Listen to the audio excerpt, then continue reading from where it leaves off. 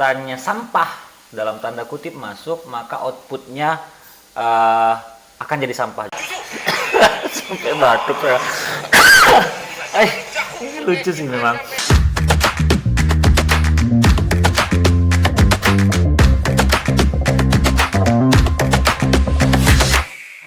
Balik lagi kita di konten Walk Life Reaction.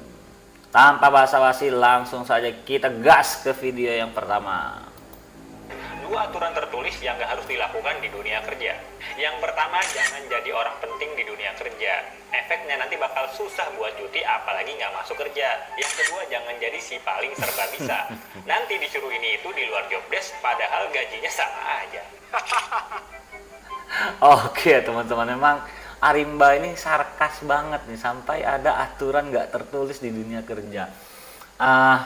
Ini balik lagi sih teman-teman, walaupun lucu, sarkas, tapi yang kadang-kadang ada di dunia nyata. Nah, hal-hal seperti ini tuh justru malah buat nggak semangat ya. Artinya dari sisi perusahaan juga, dari sisi atasan juga harus benar-benar bisa membagi juga pekerjaan bawahannya, yang serba bisa dia dapat lebih misalnya dan sebagainya, supaya orang justru semangat, nggak menyimpan potensi aslinya karena hal-hal yang seperti ini. Oke, kita next ke video selanjutnya. Ini tentang pentingnya ngerti data buat kerjaan. Ayo kita tonton sama-sama. Modal awal untuk bisa kerja di startup tuh apa sih? Apakah bisa bikin 1000 proyek dalam semalam? Atau justru yang lain? Animasinya bagus nih ya teman-teman ya. Sebetulnya ngertiin data tuh bukan cuma di startup aja. Data itu ya, itu bisa banget loh untuk ngasih tahu perilaku user atau pengguna. Dari sana, kita bisa belajar tuh, apa sih yang harus ditingkatin dari produk. Dan tentu, gak cuma soal produk ya. Lo mau jadi HR, lo mau jadi finance, mau jadi semua pekerjaan, mengambil keputusan berdasarkan data itu penting banget. Gimana sih caranya biar ngerti data? Pertama, bersihin mentahannya, biar analisisnya itu nggak salah sasaran. Terus, lu bisa cari-cari tuh pola-pola yang selalu ada. Cek juga tuh perbedaannya. Abis itu, lu bisa tarik tuh kesimpulannya untuk jadi rekomendasi buat decision making. Nah, jadi itu adalah cara buat analisis data. Kalau mau tahu lebih lanjutnya, ini tuh namanya DDM. Dan kita udah punya video nih yang lebih lengkapnya soal ini. Lu bisa tonton, gue Financial Percent, well, thanks. Oke teman-teman, memang data itu penting banget sih ya. Sekarang itu data itu jadi dasar pengambilan keputusan, itu betul. Tapi gini teman-teman, ada satu konsep yang saya pelajari dulu dari salah satu mantan direktur di tempatku kerja. Itu kata dia, jangan sampai data, saat mencari data itu salah, sehingga ketika datanya sampah dalam tanda kutip masuk, maka outputnya akan jadi sampah juga. Jadi pastikan bahwa ketika kita mengkoleksi data, kita melakukan percobaan dan lain-lain, itu dilakukan dengan benar, sehingga data yang kita peroleh itu data yang bisa dijadikan dasar pengambilan keputusan. Dan termasuk di YouTube sih teman-teman, saya juga sering lihat YouTube Studio untuk lihat analisa apa saja yang disukai dan sebagainya. Jadi ngerti data itu betul sekali, sangat penting untuk dunia kerja ya teman-teman. Jadi harus bisa ngerti data. Oke, next kita ke video selanjutnya. Ini saya dapat rekomendasi dari teman, katanya lucu, dari channel Tekotok. Saya pernah lihat beberapa, tapi ini katanya ada kaitannya dengan dunia kerja. Yuk kita tonton bareng-bareng.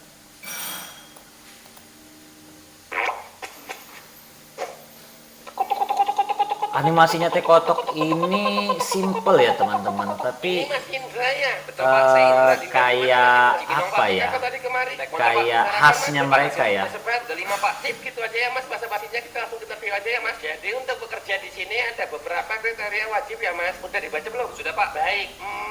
Yang pertama, usia maksimal 24 tahun. Saya 22 Pak. Bagus, tinggi badan minimal 165 cm. Saya 2 meter Pak. Minimal pendidikan S2. Saya S3 Pak. IPK minimal 3,8. IPK saya 4 Pak nih, saya. Lulusan terbaik sepanjang masa. Bagus, belum nikah? Belum Pak. Wajib child free. Saya child free Pak, open minded juga. Banyak banget syaratnya ya. Dewi naik 500.000. Cinta naik 1 juta. Ini mulai sekarang naik jadi supervisor ya. Bagus. Wajib good looking. Sampai ada artis Korea segala. Emang lucu banget sih. Syarat masuk kerjanya banyak betul. Bagus. Menguasai minimal 5 bahasa asing. Minombre Wah. sino, watasino namae wa Indra. Perusahaan Iya, apa sama ini Indra. kayak gini Shimepe ya? Indra. Daerah nam Indra. 5 sip, 5 bahasa. Lalu punya sabuk hitam.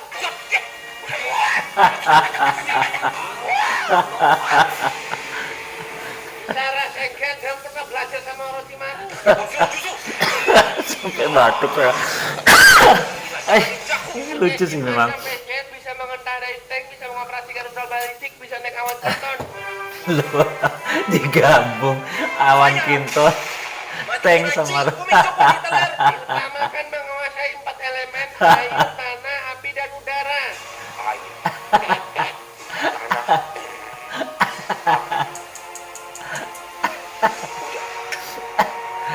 Zaman dahulu semua negara hidup dengan damai. Wajib memiliki 5 Pikachu. Acusiu Pikachu.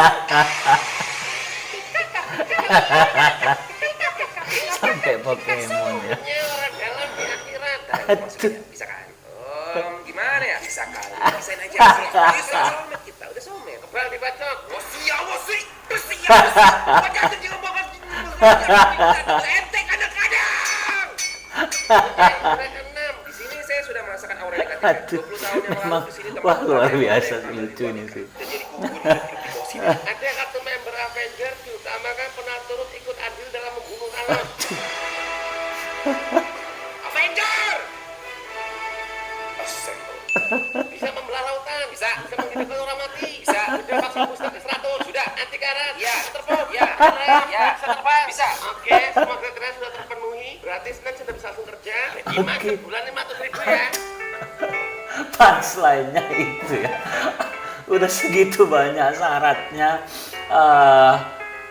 gajinya 500.000 ini mungkin kalau menurutku sih jadi pesan buat pemerintah juga kelihatannya ya, karena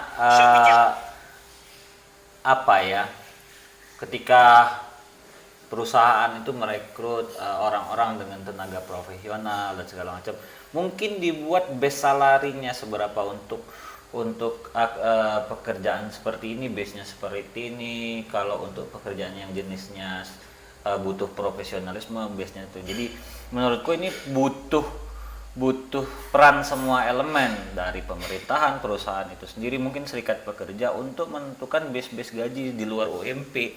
Kalau UMP kan dasar ya, dasar sekali. Nah ini mungkin setiap jenis pekerjaan dengan kriteria khusus bisa dibuat dasar gajinya seberapa. Misalnya untuk pekerjaan yang dengan syarat sebegini banyak itu dibuat minimal sekian juta, karena sayang sekali juga kalau dengan skill yang mumpuni tapi gajinya kecil.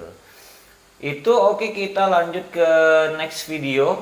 Yang ini 5 pekerjaan yang menghasilkan duit banyak tapi sering dikira ngepet. Waduh, ini biasanya pekerjaan yang banyak dilakukan dari rumah ya. Yuk kita tonton bareng-bareng ya.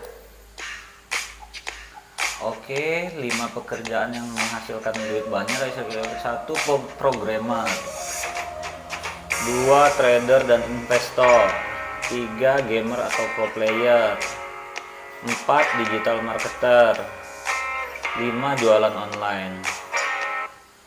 Oke teman-teman, itu ya kadang-kadang untuk dewasa ini sih nggak dikira ngepet juga ya.